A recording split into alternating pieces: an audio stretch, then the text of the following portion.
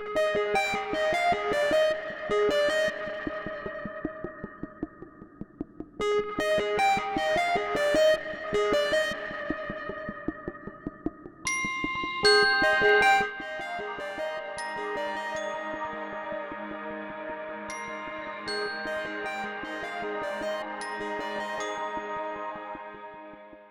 name is Smallshire. I'm going to talk today about conducting software architecture reviews.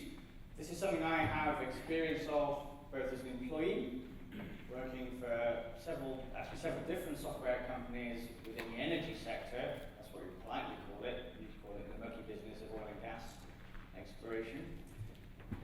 And more recently, as a consultant, helping people conduct reviews within their businesses, doing the reviews on their behalf, or training people how to do reviews themselves. So this talk is very much a collection of advice and experience and motivations for conducting software architecture reviews.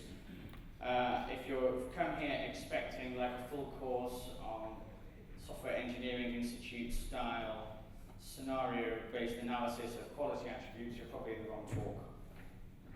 So really I want to help organisations who aren't conducting reviews understand why they should conduct reviews, and to motivate the reasons for doing that, helping you see that process through. So review is actually one of the most powerful tools we have. And many of us may have been exposed to code review at that level. And in well-functioning organisations, we may actually deliberately review design artifacts, bits of paper or computer models of software designs.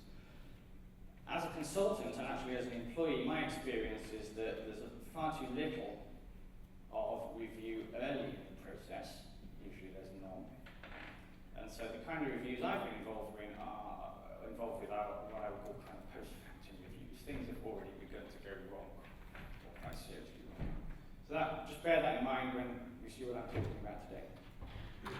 So there are lots of motivations for wanting to conduct a review. Perhaps you've commissioned some software. Reviews are not only come from within development teams, but are requested by people outside, people who are buying software, either buying software internally within their own organisation or buying it from a third party. But how do you know what you're getting? It might be easier to figure out whether the system can do what it's supposed to do today from a functional requirements point of view. You can do that with testing. That's what testing is for. But how do you know that your system is going to continue to do what you want it to do as the requirements inevitably change? I don't just mean the functional requirements, I mean things like the capacity of the system. Obviously, building Facebook for 5 users is a very different proposition from building Facebook for 5 billion users. I've been involved in software architecture reviews that have been motivated by merger and acquisition events. I've worked most of my career excuse me, in product companies rather than line of business enterprise computing. And in product companies, mergers and acquisitions in particular are something, it's one of the ways the business grows.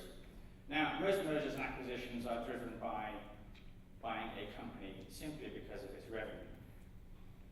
Really smart mergers and acquisitions are done because you understand what it is within that acquisition target that generates the revenue, which is obviously in the software business, software. So I've had the privilege actually to be involved in 2 merger and acquisition software architecture reviews.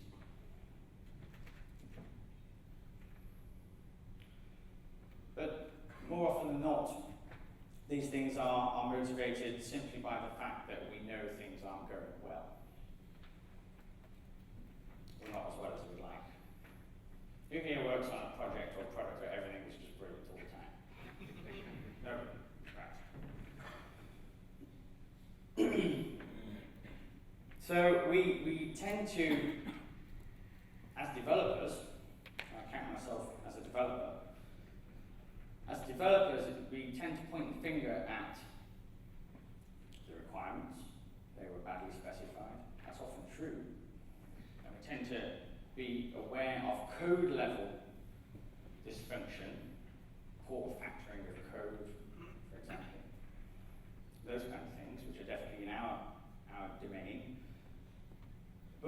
often don't step back and take the bigger picture of our systems and see how the requirements have been translated in a strategic way into the software design.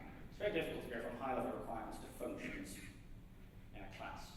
Something in between there, and of course, that is the architecture. And if you view architecture as the translation of requirements into technology, sometimes you need to step back when things are not going well, especially when they're persistently not going well, and understand the root causes for that. Has anyone got a product owner that looks like this more often than not? Is this person happy? Are they unhappy because you haven't delivered the features? Actually, delivering features is relatively easy, I would argue. Working through the backlog, if you're doing Scrum, Agile, TM, is relatively straightforward thing to do. They're probably unhappy because your system supports 30 users but not 300, for example. They're probably unhappy because your system is used by people who are forced to use it, but it isn't usable.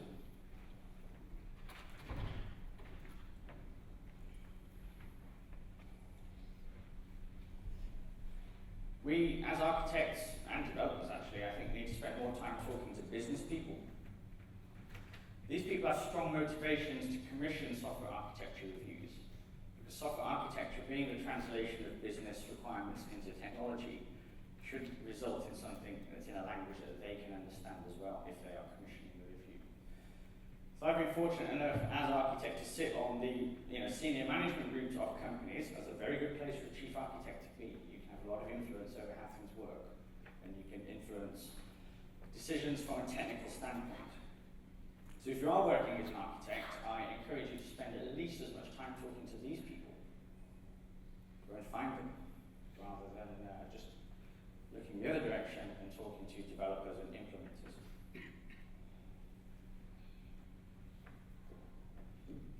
But as I said, quite often the motivation for doing reviews comes from within the team. People are working on software. There's a general sense that things aren't going well. And I'm sure you've all seen beautiful software architecture diagrams and designs drawn by people like me, and then that's been translated through an entropic process into something that looks perhaps more like this. And of course, this is a black box system. I mean, there's lots of information in here about how the pieces of the system connect together, but you don't have much choice other than to treat it as a black box, because actually understanding how this thing works is extremely difficult. So another motivation for doing reviews is as part of architecture recovery. You're given a system, you need to understand it, and you need to extract some sort of knowledge from that in a more condensed form so that you can work comfortably with the system and move forward and modify it with some confidence. Anyone who's tried to get a system like this under test before you make any changes to it will know what an almost impossible task that is. So I tend to view software architecture and software designs and software systems just like any other engineered structure. That's what we do. We are engineers, if you believe that, and we build engineered structures. And just like this mobile crane here in the middle, engineered structures have to withstand the forces that they are subject to. So what are the forces on this crane? Well, there's a load on the hook on the end of the rope. There's the bending moment on the boom on the crane. There's the mass distribution of the crane itself. That's internal to the crane. Of course, that affects the design. There's the load that the outriggers on the crane put on the road, and the road puts on the outriggers. And this crane is functioning, it's in a steady state. It's a well-designed, well-functioning, engineered structure. But sometimes we misunderstand the forces imposed on our systems. And even though we think they've been equivalently well-designed, we get failure. Now, failure in software tends to be less catastrophic, it's more progressive, it's more subtle, it happens over extended periods rather than in 5 seconds. But of course, the impact of that can be quite significant as well. So later on in this talk, I'll be talking a lot about the forces which act on software, and that's very much where I think the attention of software architecture reviews needs to concentrate. And obviously, this crane design, I would argue, is perfectly sound in another context. Right? Most of these tower cranes do not collapse. Right? Something was misunderstood here. So yeah, software architecture reviews. It's a powerful tool. It's infrequently used. And to be honest, I think it should be fairly infrequently used. We shouldn't be redesigning systems every day, or every week, or even every month. But there comes a time when a software architecture review is the right tool to use and a very effective tool to use.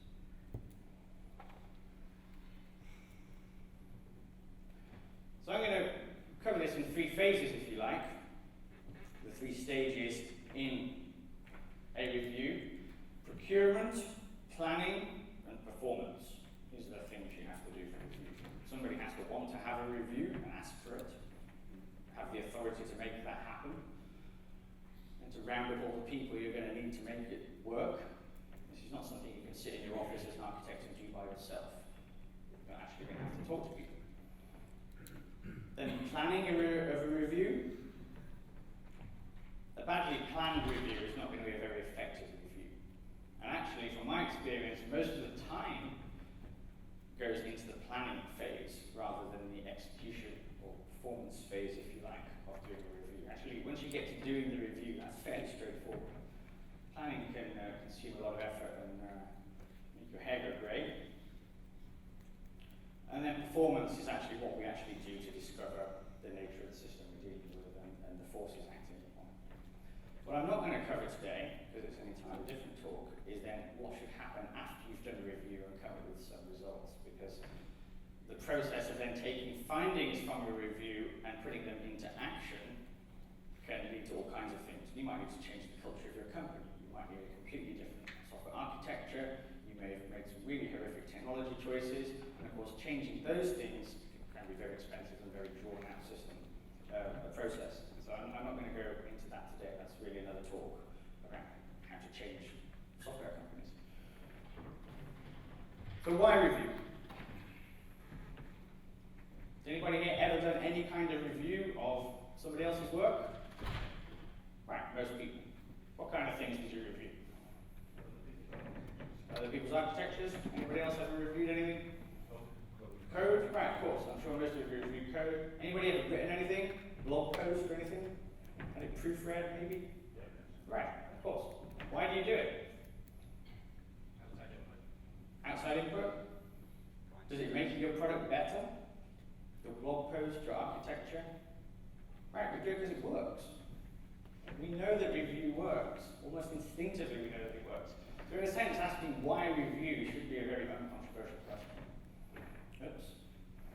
So, review, what is it?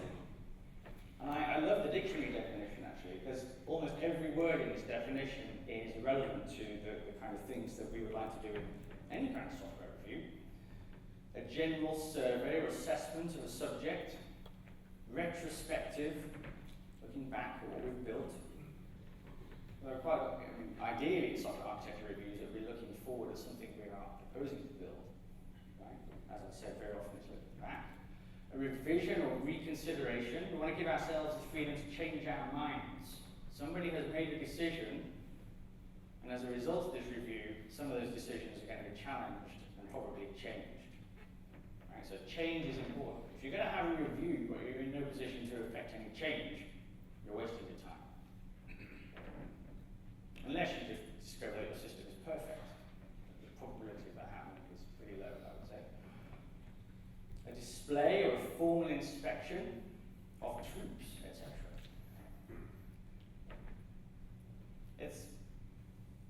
Troops probably isn't what you're thinking of, but you have to include the people who are building the system as a significant force on the system. You may have a wonderful design, but do you have the people who can build it? This is a common failure mode in software architecture, is you have some ivory tower architect coming up with a perfect architecture which cannot be constructed, or cannot be constructed by the people you happen to have. A published account or a criticism, or critical articles on current events. A second view, getting a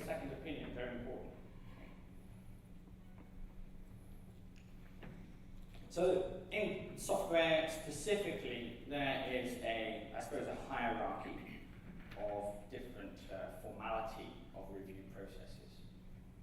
Okay, and if you really, actually, I've just put 4 up here, which appeal to me. In the actual hierarchy, I think there are about 6 or 7. But these are in a progression from least formal at the bottom to most formal. If you're really into this kind of stuff, you can read pretty much anything by Carl Wiegers or Wiegers. Does anyone know what kind of W this is? No? I'm going to say Wiegers. He's written a book probably 15 years ago now called Peer Reviews in Software. It's a very short book. You can read it on a 2-hour flight. I thoroughly recommend it. It's actually quite readable. And he comes up with this hierarchy. So we have desk check. You probably do this kind of thing informally all the time. You just pull your buddy over and have a look at what you're doing. One person beside the author, you talk about what you're building and why. Going up the formality scale, we have pairing. Of course, that's simultaneous. It's concurrent. Pairing is very effective for activities like programming. I would argue it's also extremely effective for activities like designing. Having 2 people around a whiteboard is so much more effective than having 1 person next to a whiteboard or with a piece of paper. The downside of pairing is it lacks detachment. It can be easy to get swept up in the brilliance of your own contribution and your own design, and then forget to be detached and objective about what's being designed. So actually, pairing is good and bad, I would say, and I think too. And obviously the way the pairing people deal with this is they rotate pairs, right? So you're not always in the same pair, so that you avoid this echo chamber situation where your pair is just telling you what you want to hear, because you just agree about it. you agree about everything even though you're wrong. Then the next level up is a walkthrough. This is still fairly informal, but it's led by the author. It has an author walking through usually how a system behaves, rather than how it's constructed, I would say. Or of course, you could walk through code or walk through design, talk about how the different parts interact with each other, but deliberately soliciting criticism of the design. And of course, that takes practice to be criticised. Some people, I include myself in that, find it very difficult to be criticised, and it's a learned behaviour to be able to take criticism on board gracefully. Right? You can learn to do it. And then at the top of the formality scale, we have inspection, which is systematic, there's an actual process, it's rigorous, it's well defined, there's multiple stages to it, it's formal, there's an actual report produced at the end of it. And I would say when we're doing software architecture reviews, because architecture shouldn't be changing all the time if there are doing something wrong, then I would tend towards making software architecture reviews operate at the much more formal end of things. That doesn't mean you shouldn't be doing pairing when you're designing around a whiteboard. You can use all of these techniques simultaneously, because of course they operate at different scales and different scopes. If you're going to go in and do a review of a substantial system, I would go for the inspection level of formality. That said, don't get bogged down in this stuff. Doing any kind of review process is better than doing no kind of review process. So don't get hung up on trying to follow some process that has a detailed description in somebody's book. Right? That's just use that book as a source book of ideas, as a cookbook of a way to make something that's going to work in your process. My colleague Austin used the phrase yesterday for tailoring processes for method tailoring, right? Take a method, somebody else's method, and tailor it for your own organization so that it works. Okay? Use these things for inspiration. So doing something is obviously better than doing nothing. And bear in mind that different reviews can be designed to address different aspects of the system. You do not have to review everything about the system at the same time. What's this person doing? They're proofreading. Right.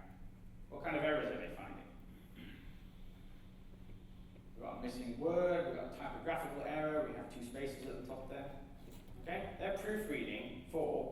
typos, typographical errors, they're probably not assessing whether this is a good story. Right? That's a different type of review that might be published in a newspaper literary column. Right? That's different reviews for different purposes to achieve different things. And of course, software systems have lots of different aspects to them, and you need to tailor your review to what kind of questions you want to answer. And of course, you might need several reviews done by different people to achieve different ends. Another motivation for doing reviews, as Neil said yesterday in his talk, is that the context in which our systems operate change. He used the example of cheap data storage. This is the price yesterday of a 128 gigabyte micro SD card on Amazon, £19. Right? So this is smaller than your thumbnail. Storage is really incredibly cheap. So, where, as Neil was saying yesterday in the keynote, where once storage was a significant constraint on the systems we build, now I would argue it should rarely be a constraint on the systems we build. So this is a way in which software architectures can become outdated. Or the constraints which drove the design of that software can become outdated. And reviews need to take that on board.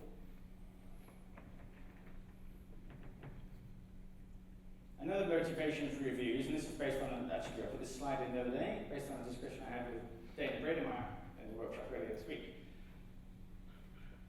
Because Dana was making the point that Fred Brooks made, 30 years ago now, about conceptual integrity of designs. So normally this is probably from the Mythical Man Month, I don't have the exact source here. But Fred Brooks talks about conceptual integrity. And he argued that to get conceptual integrity, you cannot have systems designed by 50 people. Right? You can have systems designed by, ideally, one person, if they can fit it into their head and they're smart enough to solve the problem. But, maybe 2, 3 people, but not 10. Because it's very difficult for those 10 people to have a sufficiently accurate model of what is in all the other people's heads, that they actually really agree, even if they think they agree. So actually I think review has another role to play here, is it gives a way of scaling up, because what Fred Brooks is saying here is we cannot scale the design process beyond 3 people. Right? And I think review is, if you like, a way around that, in that you can have a small number of minds create a design, but then you can have other people enrich that design or improve that design through a process of review. So they may not be there for the initial conception, but they can contribute later. So, for example, you should never hire me to do anything to do with computer security. Right? I know nothing about it. Right? That doesn't mean I can't design software systems. It just means that I can design software systems, and if it's a security aspect, I'm going to want somebody who knows about security to review that design from their standpoint. Right? So they can enrich my design, or refine it, or fix it, or tell me it's just hopeless. From a security point of view, they can enrich it that way. So I think reviews have a role to play in, if you like, scaling up the design process and enlarging the constituency of people who can contribute to that. But ultimately, I think the bottom line is that software architecture review works. Then you shouldn't be afraid to do it. The bigger problem you're going to have is in persuading people to allow you to do it, because it's going to cost time and money. Right? It's going to save you more money than it costs, in almost every case, I would say. But you still have to get over that initial hurdle of having someone to fund your efforts when the time is right. Does anyone know what the building is? Just random trivia question. Habitat 67 in Montreal. Fantastic thing.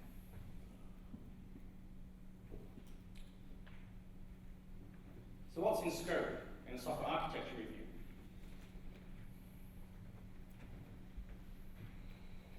As Bill Clinton would say, it's the software architecture, stupid. And I feel slightly foolish doing this at a software architecture conference, because I'm hoping that everybody knows what software architecture is. But then every year when I come to this conference, I'm surprised to find that that is not always the case, that people here, this is really their first exposure to software architecture as a practice in any way distinct from just coding, right? So I think it's worth just reiterating what architecture is from my point of view, and you may or may not disagree with that. And of course, by answering this question, we'll find out what's in scope. So what is architecture? Well, architecture is significant design decisions, where significance is measured by the cost of change, right? So people are making design decisions all the time when they're building software. Every time you write a line of code, you are designing, right? You are making decisions. Most lines of code we write, there's maybe a handful of ways of putting that particular line together. Am I going to use an if statement? Am I going to use the conditional ternary operator? That's a design decision. Might not be very important. It's a local design decision. Where the buttons are placed, controlled by my CSS file, that's a design decision. Right? Might not be one that people pay much attention to, but it's a design decision. Even not taking that decision is a design decision. So, architecture is significant decisions where significance is measured by the cost of change. Changing the if statement to a ternary conditional operator is a very cheap thing to do. Your refactoring tool probably does that for you. Right? How long does that take? 2 seconds? So you can change your mind about some of these things very quickly. Wishing that your monolith was a bunch of microservices very loosely coupled. Obviously, they are different design decisions as well, but changing your mind about that is probably very, very expensive. So, all architecture is design, but not all design is architecture. And this was a quote from Really Rouge. You can find the source of it in this article he wrote a long time ago now on design. And it's a very short article, and I recommend reading it, because it's his answer to the question, what is design and what is architecture?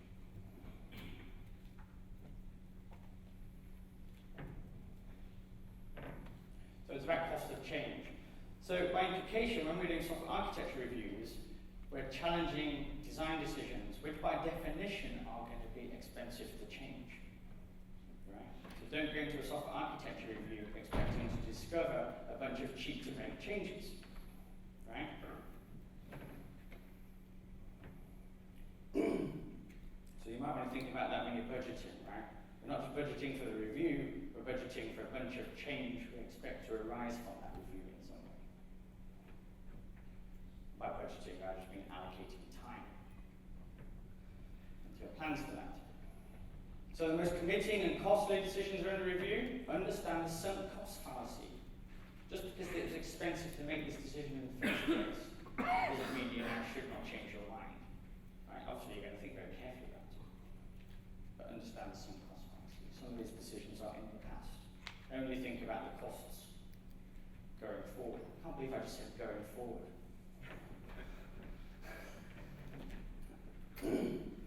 And avoid detours into minor, isolated design issues. If you're talking about if statements and ternary operators in an architecture review, you're off track. You're no longer talking about software architecture. If you're talking about whether the pixels, the border around your buttons is 2 pixels or 5 pixels, that's not architecture. That said, many minor issues of the same character and ultimately the same root cause in aggregate can become architecturally significant. If in your code you have a bunch of if statements dispatching on type of objects, right? Or switch statements, that would be worse, wouldn't it? Switch statements dispatching on the type of objects, right? Rather than polymorphic dispatch through virtual functions, eh? Now, if you've done that in one place, that is just a local design decision. You can probably change that in an afternoon, right? If you've done that everywhere and the entire system is built that way and people keep building new parts of the system that way, then it's architecturally significant. So in aggregate, these things can add up and become significant. Because of course then changing all of those switch statements and the system to work in a new way is going to be expensive. Therefore, it's architectural. Are there requirements in scope?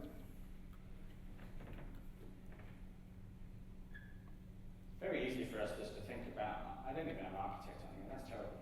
But it's very easy for us to think about just developers and maybe testers and these people. Right? All the other, but the requirements do not come from developers and testers. Right? They might come to us through business analysts, but they're not really the owners of the requirements either. There's a customer behind those, right? Ultimately, or a user. We often forget that customers and users are different people. This is best test to know whether you're working on enterprise software or not. If customer and user are different people, then you're probably working on enterprise software. If they're the same person, you're working on consumer software. So of course we need to take all of these things into account, and of course all these people into account, and that's where the requirements come from. So I would say these things are the requirements are in scope insofar as incorrect or vague requirements can drive really zany architectures. And fixing the architecture in light of dodgy requirements is not going to help anyone. You have to go upstream and challenge the requirements, or fix the requirements. So I would say yes, because of that, some of these people who you might not normally invite to a software architecture review should be invited. I'll come back to this later. So, it's stuff about your design you can't easily change, and it's the factors that have influenced that design. The requirements and the constraints and all those other things.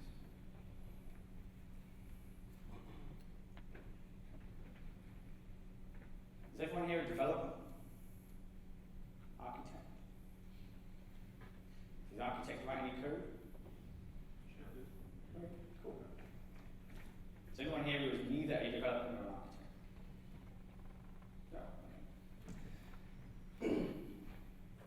So, should you commission a review?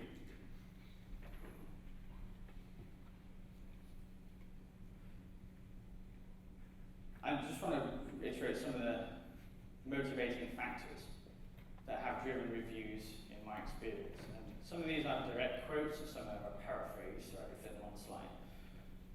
But several of them are actually taken from documents, which I have in my personal library of collected documents of people making statements basically asking for a review. Or people who don't know that they need a review yet, but you're about to tell them this. So, people who run software product companies, maybe business owners or managing director, who may not necessarily be a software person, but runs or owns a software intensive business. I said I worked in oil and gas. There's a lot of these technology companies which are obviously completely dependent on software, but the people who run them are not inherently software people, they're oil and gas people. Right? So people who, frankly, have just lost faith in what their people are doing, right? Maybe repeated failure to deliver the right thing, or at the right time, or for the right amount of money, as promised, whatever. And they just lose faith, and they need to be convinced that they're on the right track. They want to have their faith restored in their team. This has happened to me more than once. As a consultant, if you're working in a non-software business like this one, I'm surprised that these people need software, but apparently they do. They commission systems from consultants or software vendors to run their climbing facility, and they are just not convinced by what they've been told, and they want a second opinion, essentially. How can I believe what these people are telling me I need?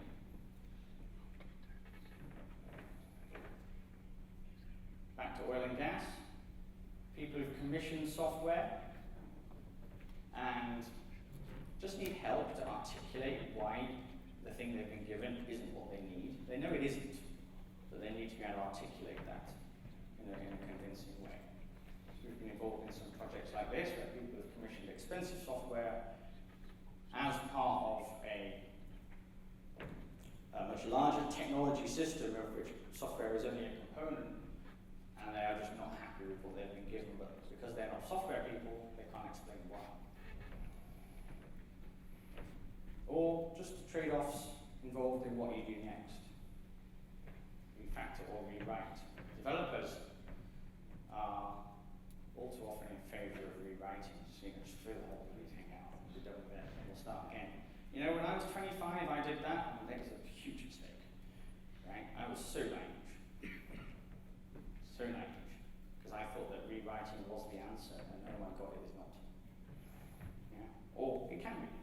But you need to understand the factors. And I was too young and naive to understand what those factors were, and an architecture review is a good way of understanding what those factors are. Or as I mentioned, mergers and acquisitions. And I know for a fact that as a result of at least one software architecture review I was involved in, an acquisition didn't happen. Because when we reviewed the acquisition target software, which obviously takes quite a bit of time, we discovered that it was just a complete basket case. You know, it's very easy to fiddle revenue figures over a few quarters and make yourself look really like a plum. Fine, but it's really hard to fiddle the state of your software and make it look brilliant when it's not. Yeah. So of course, when you're doing reviews at this level, you're saving people vast amounts of money over the long term. And I'm sure there's more than one person in the room here who has inherited a software system and had a moment like this. So a review is a good way to start understanding what you have. But you do need to ask yourself, is it your call? Are you in a position to do this? Okay, if you're a chief software architect, you can probably do this if you have the ear of management.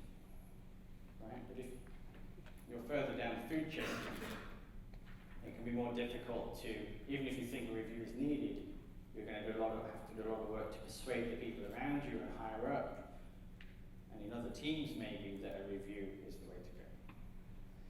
As part of that, you need to obviously find the people with authority to make this happen. Reviews take time, right? That means they cost money. People need authority to release that money to spend it on a review rather than the other thing you might be doing instead. You need to understand that, well, okay, even if we did the review, would the findings be actionable? As I said, there's no point doing a review which is not going to translate into any change. It's just a waste of paper. Do you understand the cost of doing a review? Well, if reviews are so effective, why don't we do them all the time? And these are some interesting reasons for why people don't do reviews. Maybe the cost isn't justified. Maybe people propose a very heavy review for something that's actually a fairly simple problem. Right, so try to scale the review to the problem at hand. Most of these reviews are driven by a particular problem. There's a fear of exposing weaknesses in either people or in the systems those people have built. It takes a lot of professionalism to keep these things on a very detached, non-personal level. And ultimately, people might be the problem, but you need to be very tactful about how you communicate that, if that's what you think. And people are often reluctant to expose stuff they've made, or stuff they've drawn, or stuff they've written. People can be very protective about things. Why do you want to look at my code?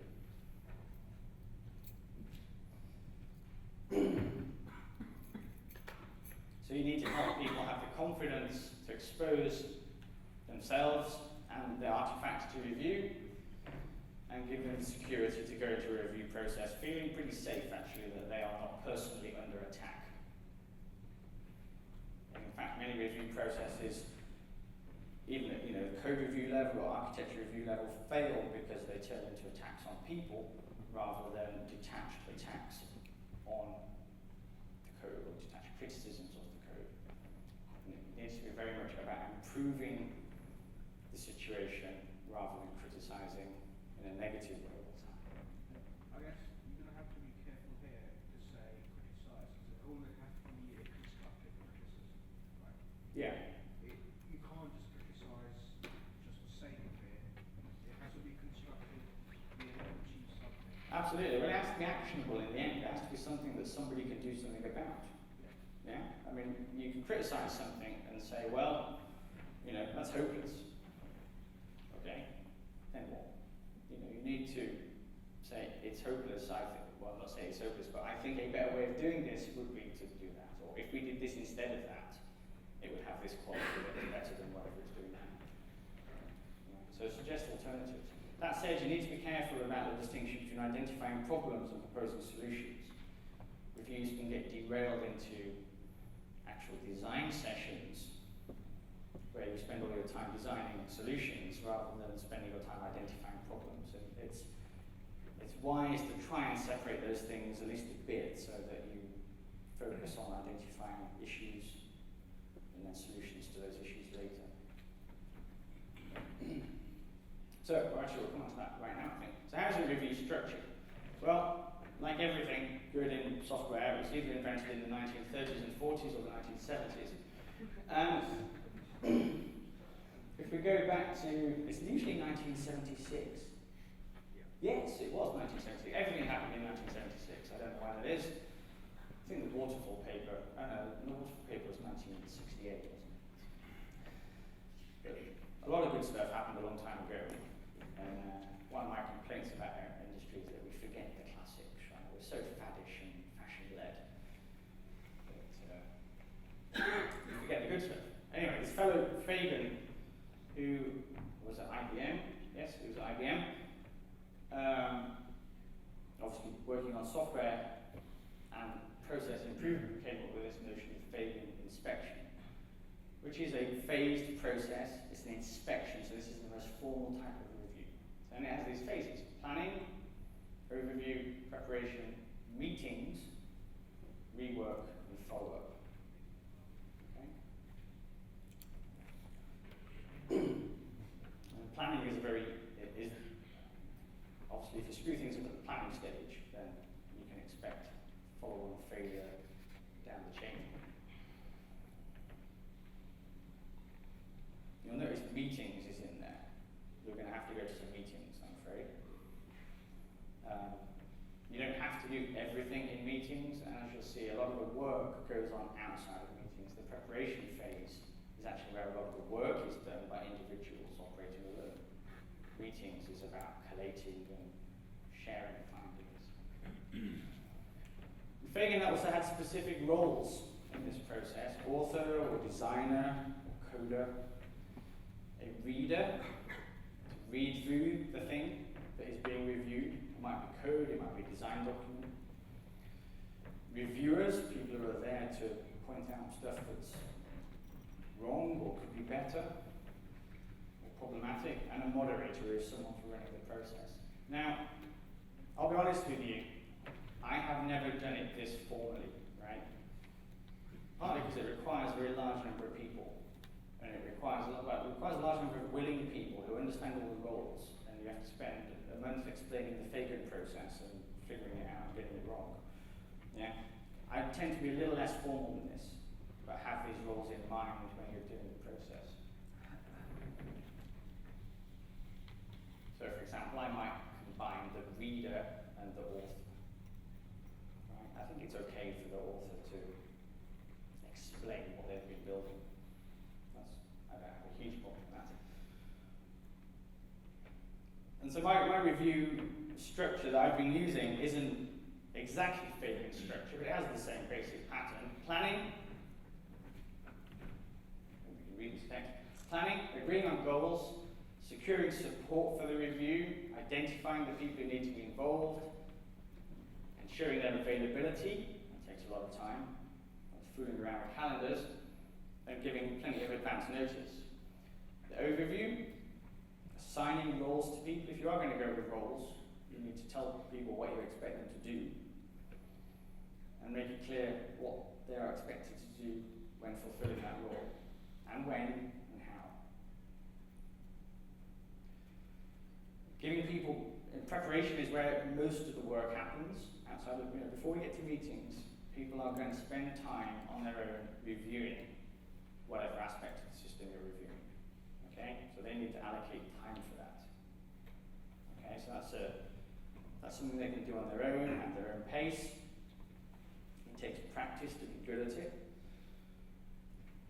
So you need to ensure that managers have given those people time to actually do that work, right? Because while they're reviewing something, they're not coding, of course. And then the investigation process, this is where meetings come in, if meetings are appropriate, where we have focused discussion on key questions that have arisen from the preparation phase. So basically people come to that meeting with key questions that they have identified before the meeting. There's preparation about that, and then we can discuss those things and record the findings. One specific role I would recommend when you have a review meeting is to nominate someone the role of recorder, if you like, to write stuff down.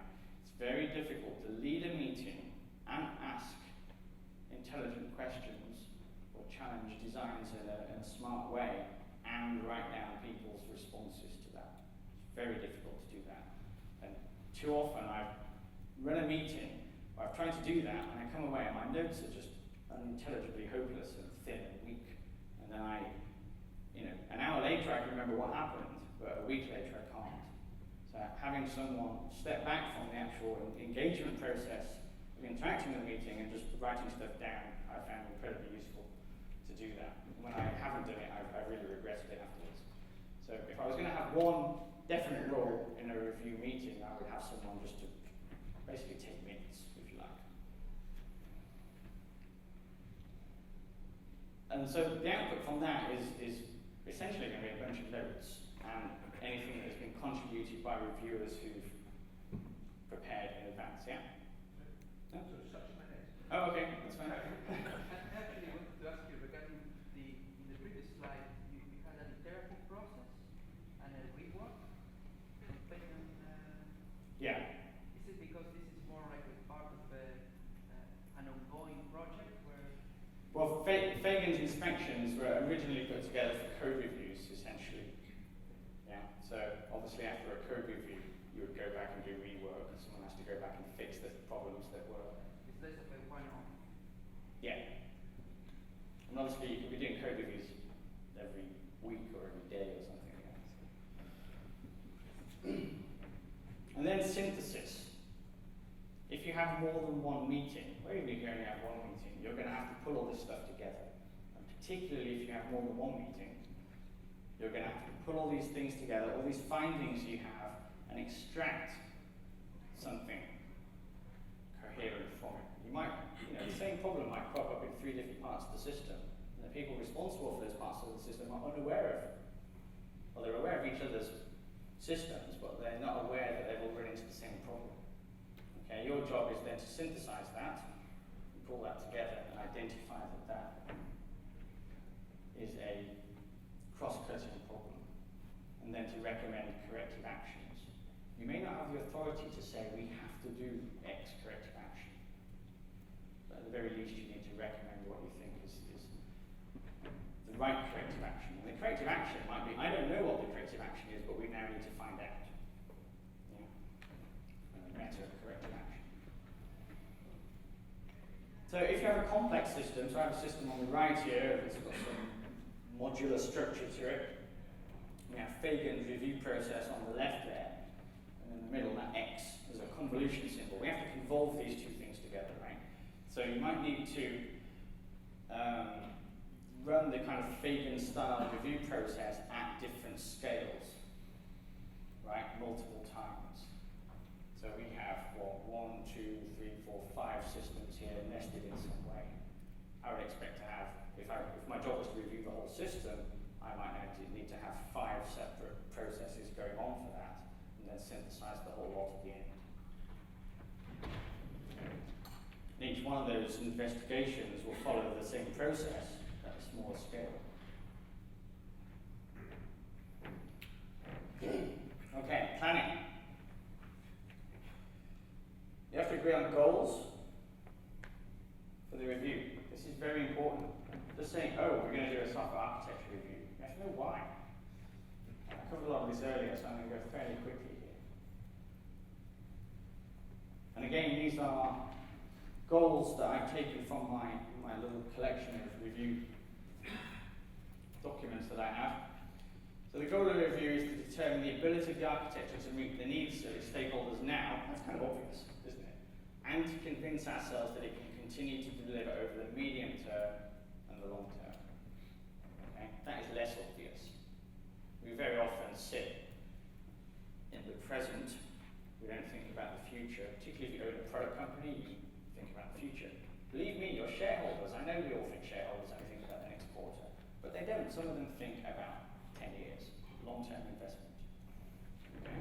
So, in this case, this was a review motivated by the fact that the management team were concerned about the longevity of the software. The software had been out there for 15 years already. Was it going to last another 15 years, or did they need a big investment to do something else? Right? That's a really good motivation for a review. So what are they looking for? Reassurance, actually, mostly. They're worried about longevity, maintainability, and risk. What is the risk of carrying on with the system we already have?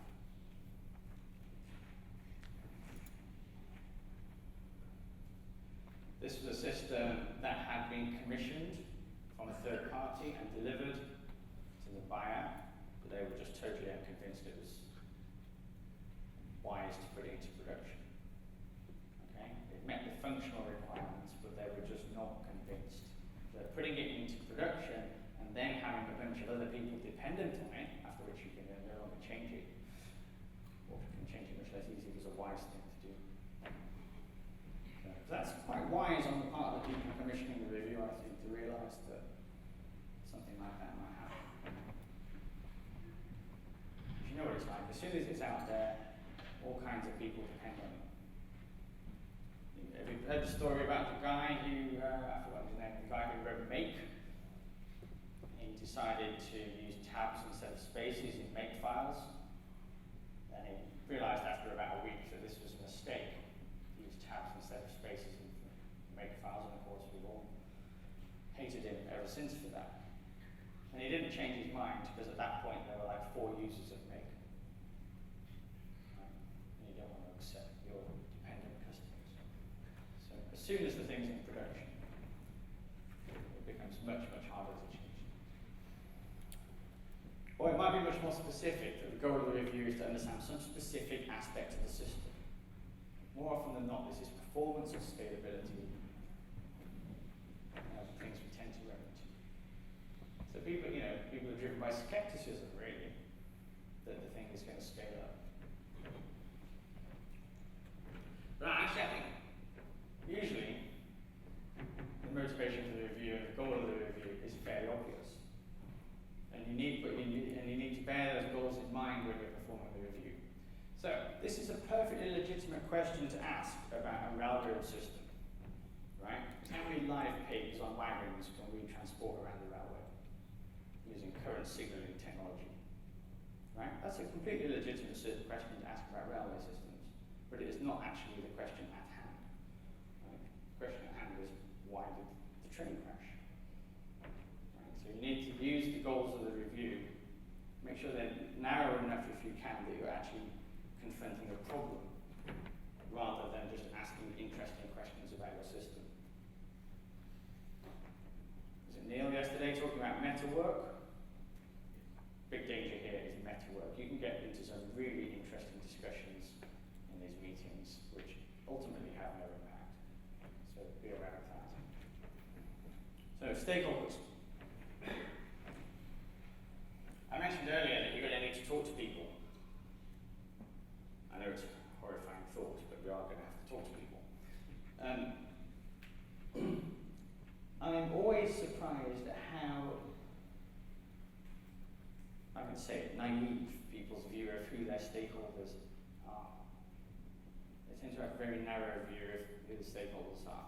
And there are, quite often I find, forgotten stakeholders in the system who were maybe, on the scene a year ago or 10 years ago, but they're just, they're still there, they're still actually stakeholders in practice, but nobody thinks about them ever. Still less ways to talk to them. So it's well worth trying to come up with a longer list, and of course your list will depend on whatever it is you're building. So usually it's kind of at least these people. As I said, I come from a product background, so I work with people like technical authors and people like this as well, and marketing people. If you're working in IT, you may not have those people. But these are the people you need to talk to and invite them, or think about how you're going to incorporate them into the review process. Because these people are gold. They know so much about the system. Someone who's had to describe your system in a 1,000-page PDF for the user manual actually knows quite a lot about your system and its shortcomings. So think about which stakeholders affect the system in different ways, or should have a useful opinion about the system in different ways. So reviewing for the relevance or functionality of the system. The product company, this is something you worry about. Are we hitting the right market? Our software does lots of interesting things. Does anybody care? Obviously, customers, users, marketing and sales are very, very important stakeholders. If it talks to other systems, they are important stakeholders. Authors, supporters that's people in support. Analysts, people who do training with the system. There are people whose job it is to go out and teach other people to use your system. They're exposed every day to people who are having trouble using the system. And finding out what people would like to do with it. So these, notice developers isn't in here, right?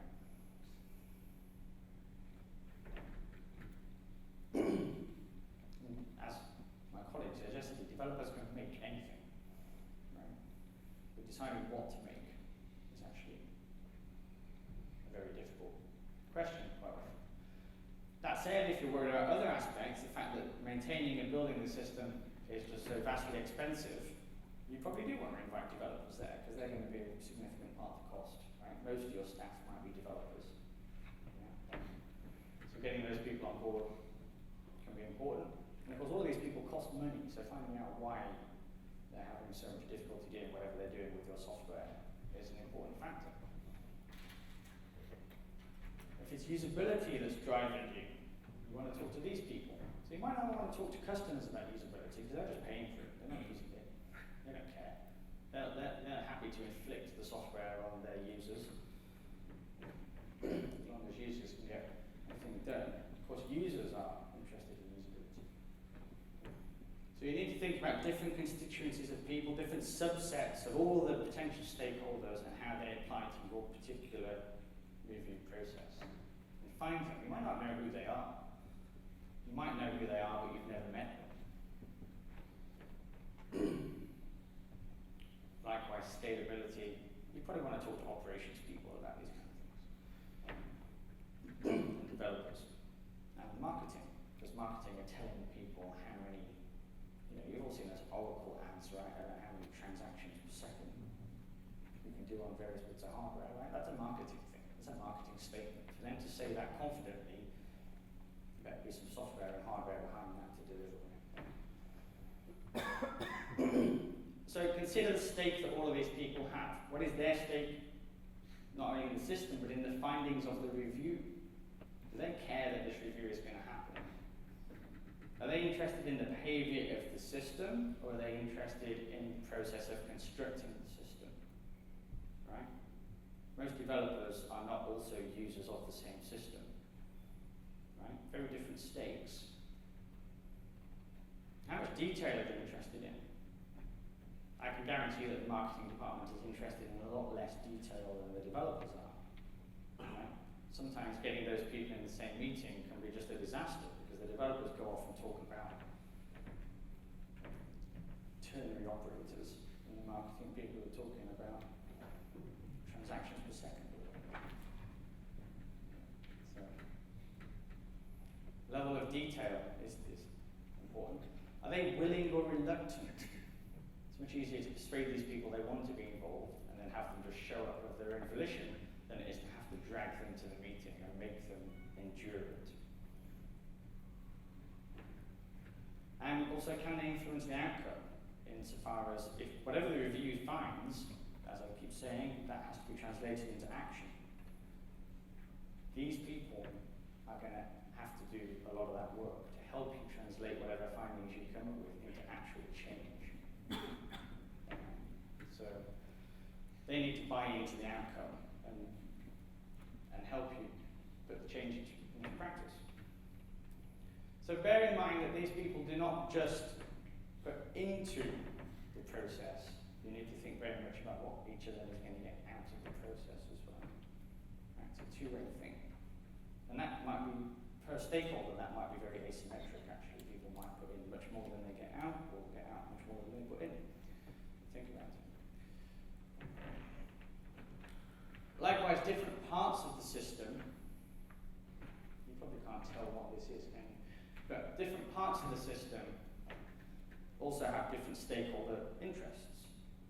So let's assume you already have a system, or at least a system design. Different stakeholders have a different stake in different parts of the system. You can't read the words here. This is actually a system for detecting meteorites. Right? It's probably not what many people here work on. It's something we have worked on. And meteorite detection systems are quite interesting, I would say. There's a lot of software out there. And when you're reviewing a system like this, so we have an image acquisition, just to run through this, we have a camera unit at the top, an image acquisition module component, a queue of images, some image analysis to extract meteorite trails from the images, etc., etc. So the image acquisition module at the top there, the stakeholders interested in that are developers, maybe the architect, and testers.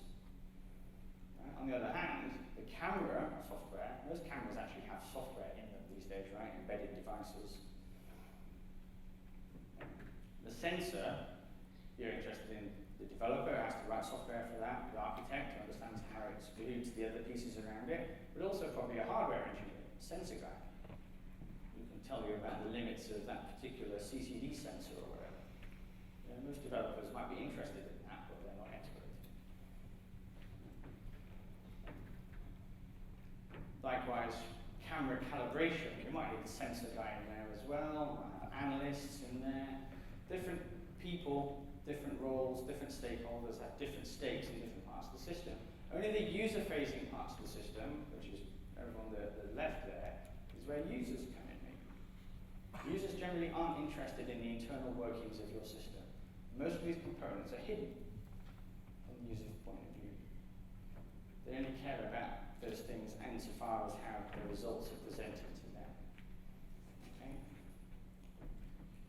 This was an embedded, designed as a system that could be deployed and just forgotten about, and just left in a desert looking at the sky. Right? So we needed to be able to ship software updates to it. So here we have there's a central software repository over here, which is obviously on the network somewhere, and this thing has to connect to it and do software updates. Right? So for that, you need to think about, well, okay, who's running this repository?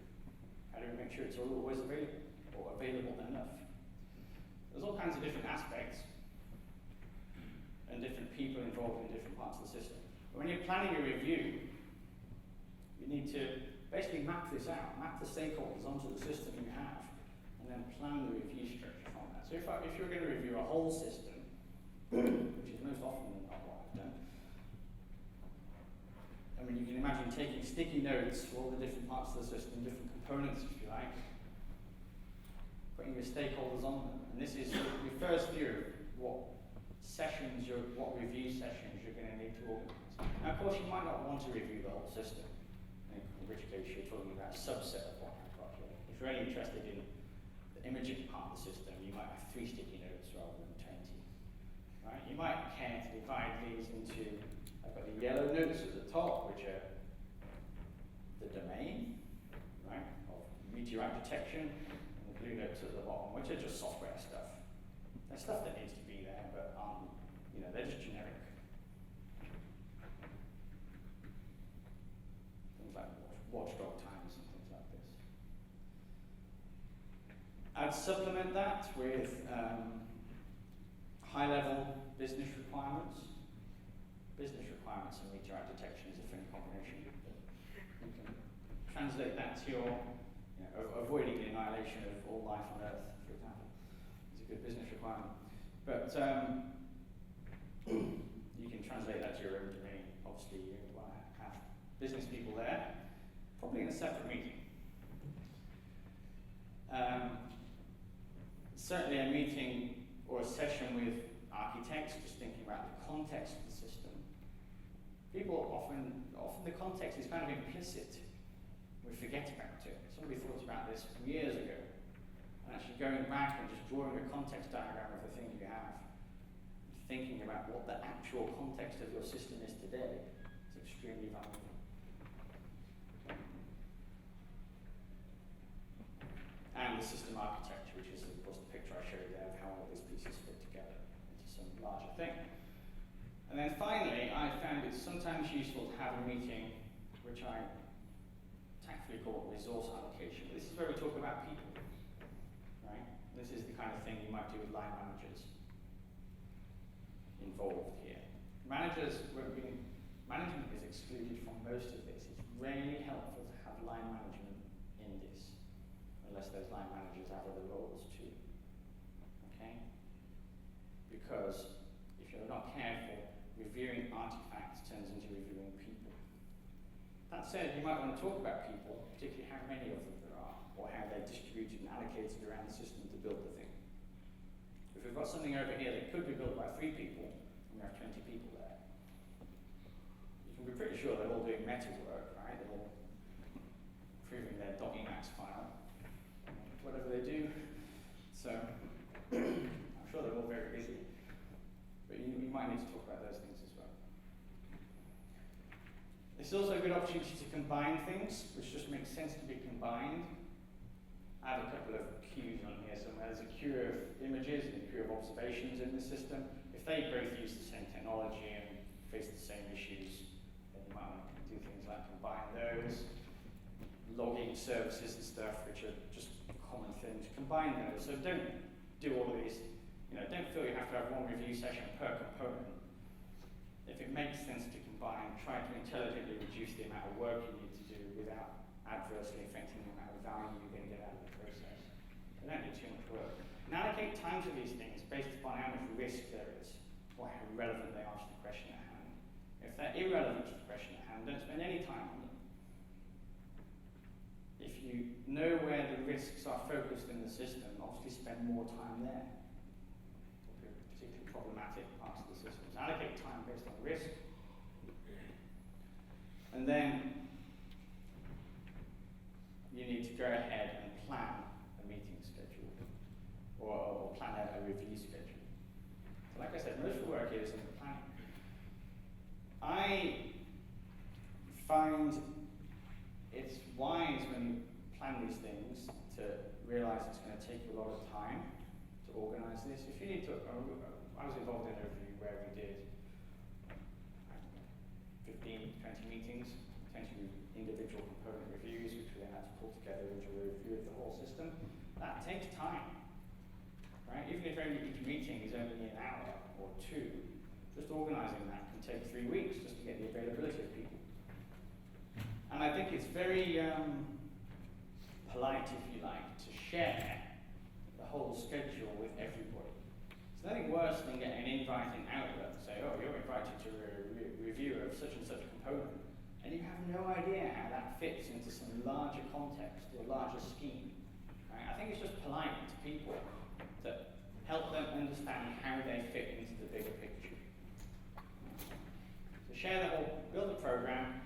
You're going to have to iterate because people won't be available. You're not going to be able to do it in the order you wanted to do it in. People aren't available, so you have to compromise. You'd like to maybe look at the system architecture first, and you have to do it last. Because someone's on vacation. It's just the way it is. And allow time for people. Don't schedule all these things for the end of the week on a Wednesday. People need time to prepare. So if you schedule a 2-hour meeting, I would give them a significant multiple of that to prepare and tell them what they need to bring. Obviously, they need to bring whatever's being reviewed. That might be a design document. It might be the actual product or part of the product. If there's any, I'm going to use Simon Brown's phrase here, software guidebook, which he uses instead of software architecture document. I think is a nice phrase. If there's any architecture documentation that exists already and is relevant, obviously, that's an important thing to have. Any supporting documents, requirements, tests, standards that have driven the thing, and maybe ask them to prepare a presentation to give during the review, but I wouldn't make that necessary, because it just turns into what I'm doing now, someone standing up and talking, and no one interacting.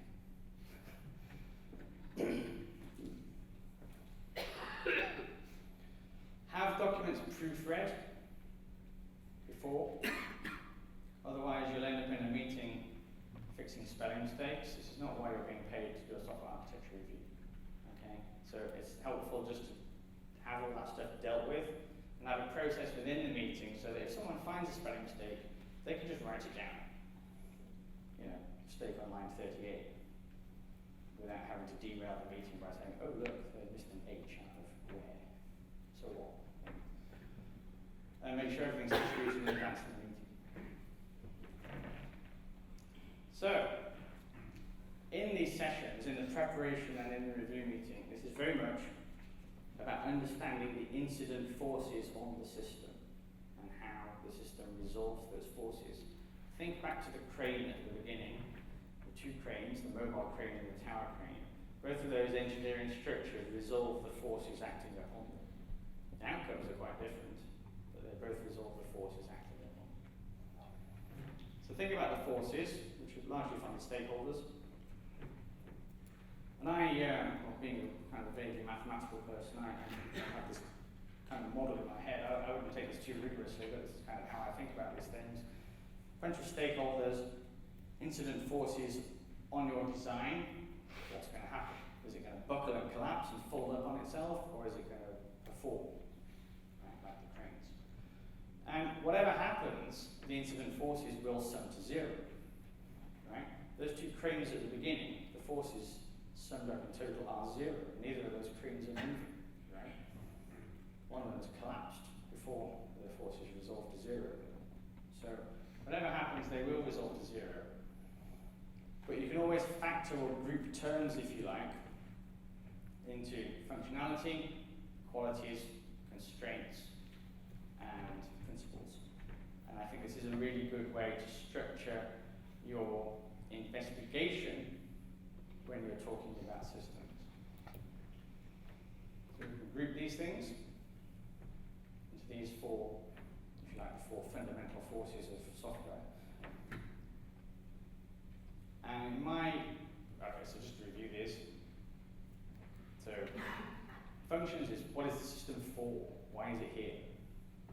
What does it do? Features, use cases, functionality, these things. Qualities, well, how well should it do those things? Some people call these non-functional requirements. I hate that phrase, NFRs. But you know the things: performance, scalability, security, etc., etc. All these things. Qualities of the system, which we can do at the different levels. The constraints on the system. What limits our approach? Money, usually a pretty big limiting factor. There might be legal or compliance things we have to deal with. Time is the other side of money. How many people do we have? What's our capacity? How good are they at what they do? How experienced are they? Have they ever built anything like this before? So what are the limits? And then there's the principles. These are things we choose to guide how we build things. Architectural styles. Okay, we're going to do microservices. That's a principle. That's an architectural principle. It's an architectural style. We have chosen to do that. No one's imposing that upon us, probably. And things like technology choices. Somebody has to choose Java or .NET at some point, right?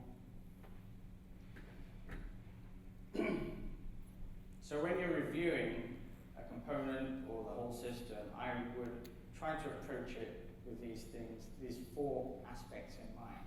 And I can pretty much guarantee that your attention will be directed to the qualities and constraints on the system. Usually the system does what it's supposed to do, right? And, in terms of use cases supported and those kind of things, you usually hit those things. They're the things in your Scrum backlog, right? You've done those, right? It does those things. What usually happens is it doesn't do them very well. It can only do those things for 3 users at a time. But you need to do it for 3,000 users at a time. So scalability is an issue.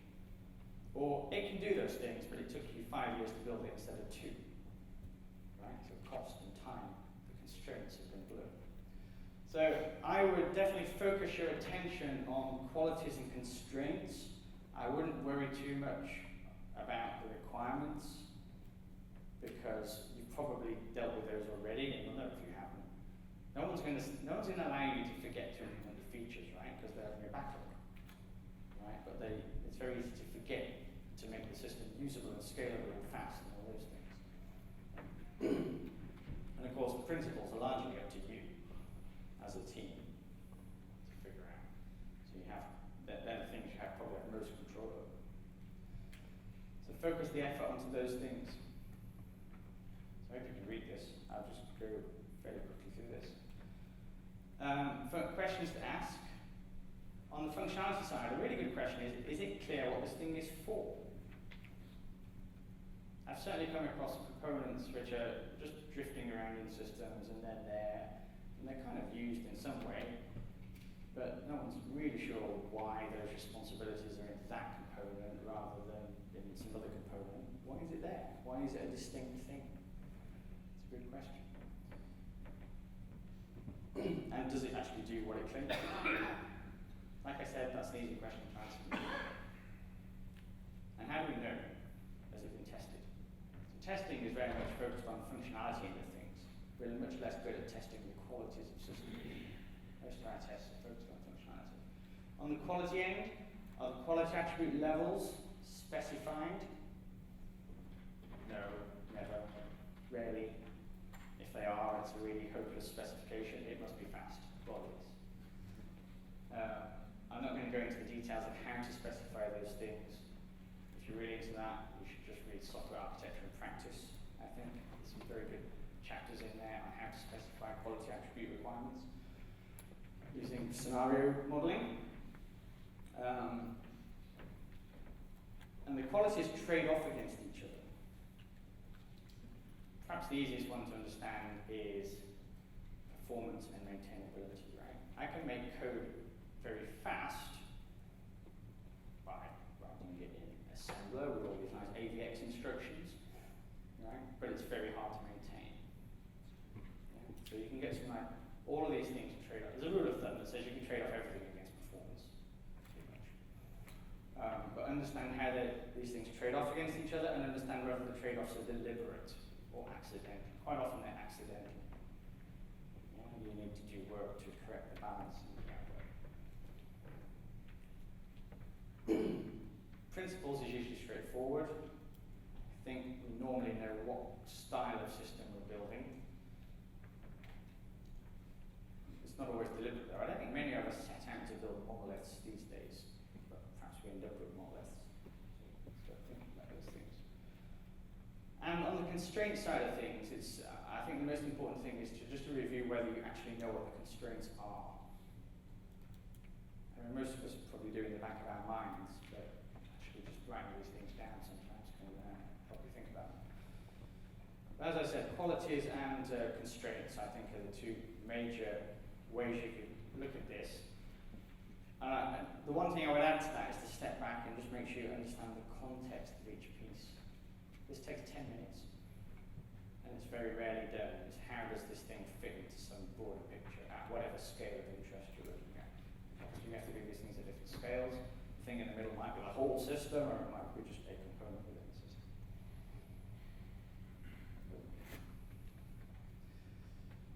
Just got a few minutes left now, so I just want to talk about reviewing diligently.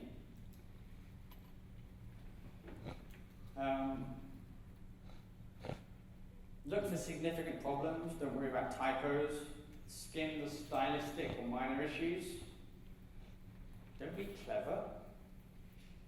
Right? This is not about showing how smart you are and how dumb your co-workers are.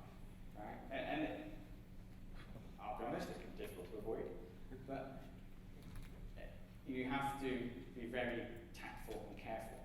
Right? People do dumb things which result in really dumb software, but concentrate on the dumb software, not on the dumb people who made it. Right? So be careful about that. Cross-reference between sessions if you're doing multiple review sessions. and record findings objectively. That said, I think opinion is important. So separate opinion from fact when you're recording, but make it clear what is fact and what is opinion. You know, you might say, well, we shouldn't be recording opinions. I disagree. If everybody thinks the system sucks, right, that's a bunch of opinions, and it's important. Right? Yeah, leave your egos at the door. I think I just covered this. Yeah, don't alienate people. People need to buy into the benefits of what they're doing. So don't drag them through the door and make them do something they don't want to do. The best way to do that is to persuade them that they want to be there.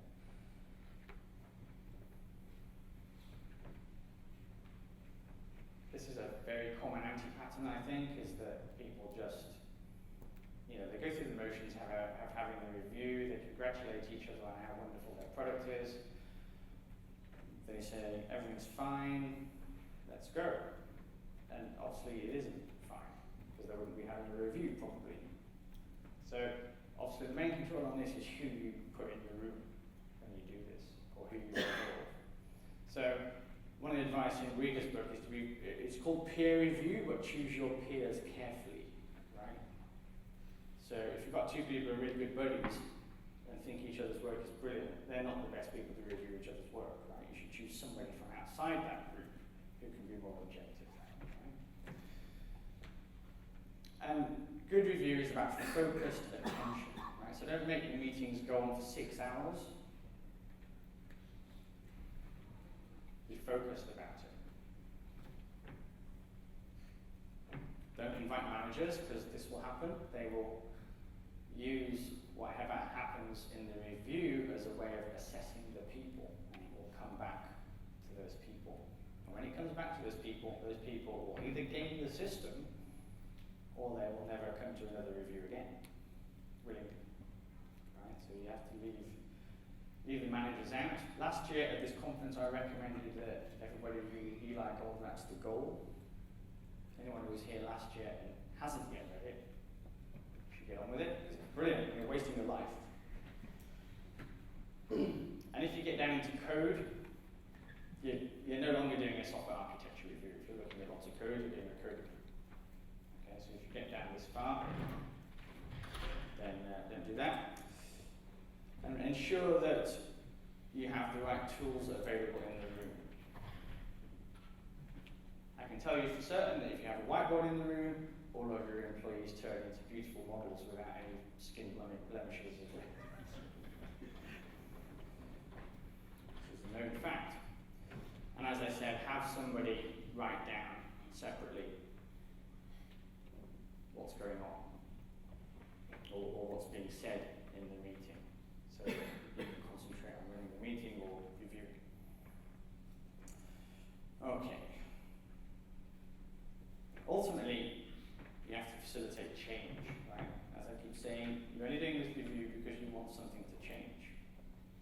The purpose of the review is not to do a review.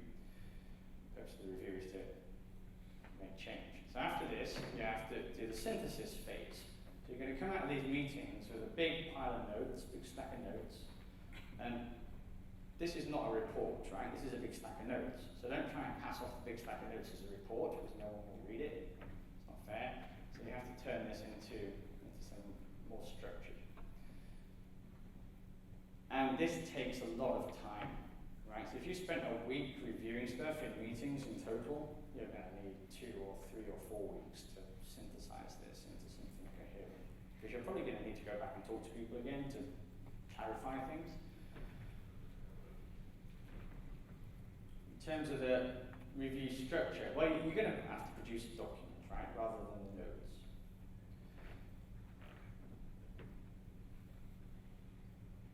And these things can be 5 pages or 50. I wouldn't make them 1,000 pages.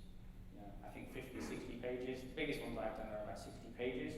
That's okay. You can read that in a couple of hours. You know, people will read it. And make sure you've got the right stuff in there for different readers of this thing. The coders are going to go straight into the bit about their component that they wrote. Yeah? Whereas the managers are just going to read the first page. So make sure you have the executive summary and all that in there. written in the language of those people. Write the executive summary in executive language. Use phrases like going forward. Right? In the coding thing, in the component level, use their language. So be artful about the language you use. In terms of sectional structure, within each section, this is just the section structure I've been using. Who was there? Who contributed to this part of the review? That's very important from a traceability point of view, because someone's going to want to go and talk to them probably later. Why were you reviewing that thing? Any reference to materials that were reviewed or used in the review? Any discussion or arguments that arose about that? I use argument in a very constructive sense there. Reasoned arguments. And any recommendations arising from that. And for God's sake, put some pictures in. Please. Don't write 60 pages of text. Right? You might not need to make the pictures because all the people who contributed the materials to your review should have made the pictures already. So it's mostly going to be a question of taking their pictures in. Don't spend days redrafting them in Visio to make them more consistent. It's a waste of time. Just paste them in. Right? And then distribute it. Doesn't matter how you do it, email or carrier pigeon or whatever, it's fine. But it needs to get to the people who care and be tactful. I've had to produce different editions of the review for different people. Right? The one that goes to the management might be a bit more candid about some things than the one that goes to a particular team of developers. Right? So you can be honest and tactful at the same time. Right? And give people time to read it and encourage them to do so. Don't just send it to them. Make sure they read it, help them read it, spend time interpreting it with them. And then give a summary presentation. In fact, as I said, maybe several summary presentations. One to management, one to a team of developers, a different presentation to a different team of developers. But include the overview for everybody. But ultimately, and this is pretty much where my presentation is going to end in a moment, is at this point you're transitioning from the phase of having done a review, understood the nature of the system and what's wrong with the system, into a phase of actually then having to effect change based upon whatever you found in the course of doing that review. Right? And that is not going to happen overnight. Substantial reviews I've done where the process has taken a month overall. You're then looking at a year or two or more actually a follow-up to that, actually change the trajectory of the organisation into a new trajectory. So you cannot expect instant results, you have to be realistic. Not everything that is recommended is going to happen. The review itself, the findings of the review are going to go out of date. The situation isn't static, so at some point maybe in the future there might be another event, or maybe a smaller event. But this is actually, the end of the review is really the start of the process of them making a change, if you like. So I hope I've covered to some satisfaction the three things I said I'd talk about: procuring reviews, planning reviews, and performing reviews. I think the most important thing is to think about forces acting on systems, systems resolving forces, and how to categorize those forces to organize your thinking about how you do the review. For me, that's a very useful model, and you can explain the notion of functionality, qualities, constraints, and principles to anybody at any level in the organization. They will understand that. So it's a good framework to hang conceptually your thoughts about the system off those things. And I'm just going to finish on a quote by Winston Churchill, which I think is relevant to what we're talking about, which is, however beautiful the strategy, you must also look at the results. And we have some wonderful software designs which have been translated into mediocre software. Right? And you need to understand why that's happened, and then go back and look at your mediocre software and move it back towards being an implementation of beautiful design. It may not be the original beautiful design, it will be a revised beautiful design. Okay, thank you very much.